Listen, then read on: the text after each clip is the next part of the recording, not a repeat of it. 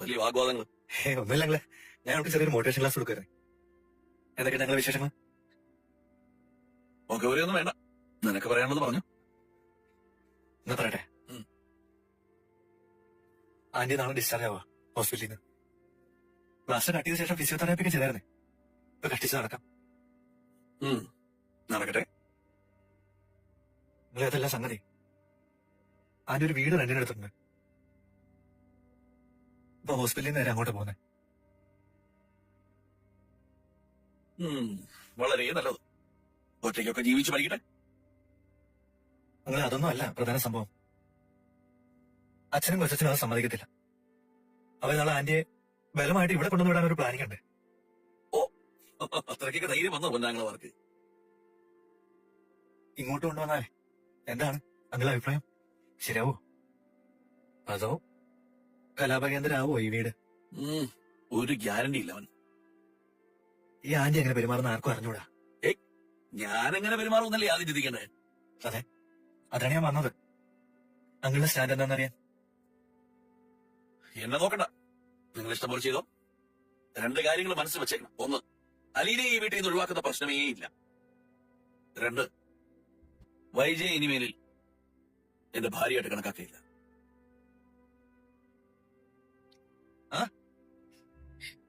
എവിടായിരുന്നു? ഈ വീട്ടിലല്ലേ ഇപ്പോ? മനോട്ടം വന്നത് അറിഞ്ഞില്ല. ഞാൻ അലക്കല്ലമായിട്ടൊരു ഗുസ്തി പിടുത്തത്തിലായിരുന്നു വീടിന്റെ ബാക്കില്. ഇവിടുത്തെ വാഷിംഗ് മെഷീൻ കേടായോ? ഒരു കേടുമില്ല. ഇതല്ലേ ജയിലിലൂടെ നിൽക്കുന്നത്. ഇതിനേക്കാൾ നല്ല വാഷിംഗ് മെഷീൻ എവിടെ കിട്ടും? കറണ്ട് ഇല്ലെങ്കിലും ആക്കിയതോളൂ. ആണോ? കൊടുത്തേക്കോ, നല്ല വില. അതൊക്കെ ഹൗസ് ഓണറോട് ചോദിക്കണം. അദ്ദേഹം ഭയങ്കര വില തന്നെ വെച്ചേക്കോ. കൊള്ളാം. ഈ ബക്കറ്റ് കൊണ്ടങ്ങോട്ടാ?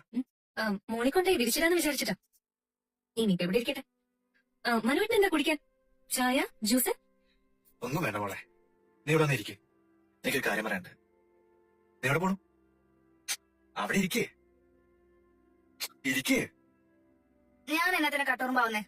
നീ ഇങ്ങനെ വേണം, കുറച്ച് കാര്യങ്ങൾ പറയാനുണ്ട്. നാളെ വൈജാന്റി വരും. ഇങ്ങോട്ടോ? ഇവിടെ വന്നാൽ നിനക്ക് മെയിൻറ്റെയിൻ ചെയ്തുകൊണ്ട് പോകാൻ പറ്റുമോ? അങ്കിള് നിലപാട് മാറ്റത്തിലാന്ന് പറഞ്ഞു. വരുന്നവർക്ക് വരാം, പോകുന്നവർക്ക് പോവാം. അതാണ് പുള്ളിക്കാരൻ്റെ ഒരു സ്റ്റാൻഡ്. അത് മാറാൻ സാധ്യതയില്ല മനുവേട്ട. ആന്റി ഒരു മില്ലിമീറ്ററിന് വിട്ടുകൊടുക്കത്തില്ല. ചുരുക്കി പറഞ്ഞാൽ വെടിനിർത്തൽ അവസാനിപ്പിച്ച പോലെ ഇരിക്കും. ഇതിനിടയ്ക്ക് നിങ്ങൾ 4 പേരെ അയക്കുകയാണ് ഇവരെ റിഫൈൻ ചെയ്ത് കൊണ്ടുവരേണ്ടത്. നീ, രോഹി, കൃഷ്ണ, ബബിത,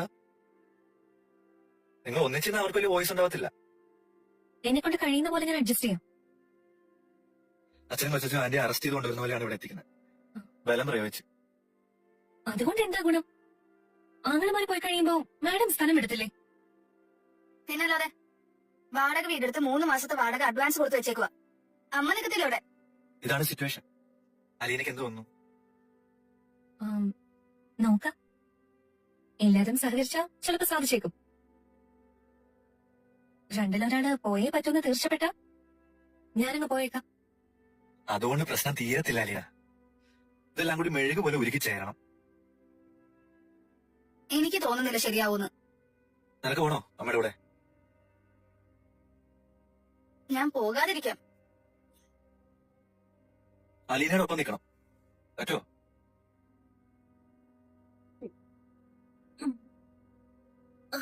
സൂക്ഷിച്ച്. എന്തെങ്കിലും പെയിനോ മറ്റോ ഉണ്ടെങ്കിൽ പറയണം. ഇല്ല, ഇനി ഉഷ പിടിക്കണ്ട. ഞാൻ തനിച്ചൊന്ന് ശ്രമിച്ചു നോക്കട്ടെ. എനിക്ക് ബുദ്ധിമുട്ടില്ല. അതുകൊണ്ടല്ല, ഞാൻ തനിച്ച് നടന്ന് ശീലിച്ചില്ലെങ്കിലേ എനിക്ക് ബുദ്ധിമുട്ടാവും. ഡിസ്ചാർജ് ആയി പോകുമ്പോ ഇയാളെയും കൂടെ എനിക്ക് കൊണ്ടുപോകാൻ പറ്റുമോ? ഇല്ലല്ലോ.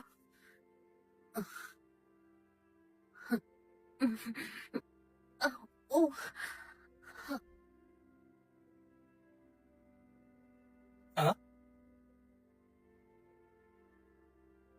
വയ്ക്കോ. ഇതിപ്പോ ഇത്ര പെട്ടെന്ന് സുഖം പ്രാവശ്യം നടക്കുമെന്ന് ഞാൻ വിചാരിച്ചില്ല കേട്ടോ. അല്ല, കഴിഞ്ഞ പ്രാവശ്യം കണ്ടപ്പോ കിടപ്പല്ലായിരുന്നോ? എന്നും അങ്ങനെ കിടക്കാൻ പറ്റില്ലല്ലോ. ഒരു വീഴ്ച പറ്റി. പക്ഷെ എത്രയും പെട്ടെന്ന് എഴുന്നേക്കണമല്ലോ. മുറിച്ചിട്ടാ മുറി കൂടുന്ന ആളാണെന്ന് എനിക്ക് തോന്നി. എന്താ ഏൽപ്പിച്ച കാര്യം? ഈ ബേബി ഒരു കാര്യമായിട്ടാ അത് ഏറ്റതാ. വെറുതെ പറഞ്ഞാ പോരാ, എനിക്ക് നാളെ തന്നെ മാറേണ്ടതാ. അതല്ലേ ഞാൻ പറഞ്ഞത്. വീടിന്റെ അകവും പുറവും മുഴുവൻ തൂത്തു കുറച്ച് വൃത്തിയാക്കി ഇട്ടിട്ടുണ്ട്. ഇനി നേരെ ചെന്നങ്ങ് താമസിച്ചാ മതി. അല്ല, ആരെങ്കിലും കാണില്ലേ കൂടെ? അതെന്താ, തനിച്ച് താമസിക്കാൻ പറ്റില്ല എന്ന് എഗ്രിമെന്റ് വല്ലതും ഉണ്ടോ?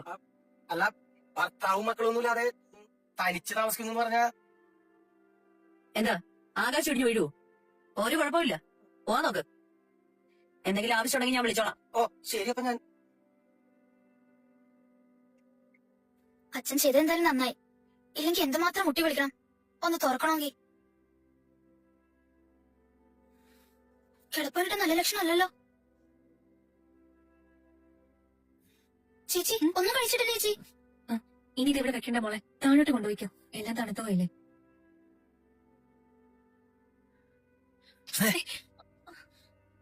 നീ ആരോടാ ഈ വിദ്വേഷം കാണിക്കുന്നത്? ഞാൻ ആരാണെന്ന് വിചാരിച്ചിട്ടാ എന്നോട് ഇത്ര വെറുപ്പ്? നിന്റെ ചേച്ചിയാ ഞാൻ, നിന്റെ പെങ്ങള്. നിനക്ക് സംശയം ഉണ്ടെങ്കിൽ DNA ടെസ്റ്റ് നടത്തി നോക്ക്. എന്നാ നീ ബലം പിടിക്ക്, ഞാനൊന്ന് കാണട്ടെ. അയ്യോ അച്ഛാ, അച്ഛാ, അയ്യോ അച്ഛാ. എന്താ മോളെ? രോഹിതിന് ഭയങ്കര പനിയാ, പൊള്ളുന്ന പനിയാ. അച്ഛനെ നോക്കിയേ. ശ്ശോ. എടാ എഴുന്നേക്കടാ, ഹോസ്പിറ്റലിൽ പോകും. എടാ നിന്നോടാ പറഞ്ഞത്. ഇല്ലെന്ന് പറഞ്ഞില്ല. എനിക്ക് രോഹിത് ഇങ്ങനെ വാശി പിടിക്കല്ലേ. എനിക്ക് ഹോസ്പിറ്റലിൽ പോണ്ട. അച്ഛൻ ചെന്ന് ഡോക്ടറെ ഇങ്ങോട്ട് വിളിച്ചോണ്ട് വാ. അങ്ങനെ വിട്ടാ പറ്റത്തില്ലല്ലോ. അച്ഛൻ വേഗം ചെല്ല്. ശ്ശെ, വെള്ളത്തിനൊക്കെ എന്താ ചൂട്. മോളെ, കൃഷ്ണ മോളെ, തിരിഞ്ഞ്. രോഹിത് ഇങ്ങ് നോക്കി. വേണ്ട വേണ്ട. രോഹിത് അവിടെ കിടക്ക്.